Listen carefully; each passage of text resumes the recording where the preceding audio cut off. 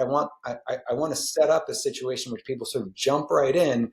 And then what happens is, instead of sort of looking down at a card like garden and analyzing it and say, well, this is what a garden is and this is how it works, people sort of imaginatively enter into the garden. And as soon as you do that, something happens.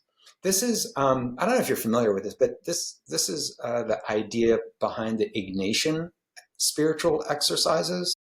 You familiar with? Okay, so this is the founder of the Jesuit order within the Catholic Church was a guy who became known as Saint Ignatius, and he basically developed this technique. It's basically a development of the tradition of lectio, where you take a biblical text and you reflect on it, you meditate on it.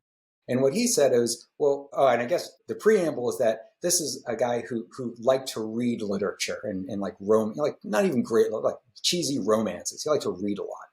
So he had this insight and developed this technique where if you took a text from the Bible or a scene from the life of Jesus, and you entered into it imaginatively, it's called imaginative prayer. You just imagine what it would have been like to be there, right? This is not the historical Jesus. This is nothing theological. This is just, well, here's a story. What would it be like? And this is what we do, right? This is exactly what we do when we read Lord of the Rings or anytime we watch a movie. Imaginatively, we enter into this other world.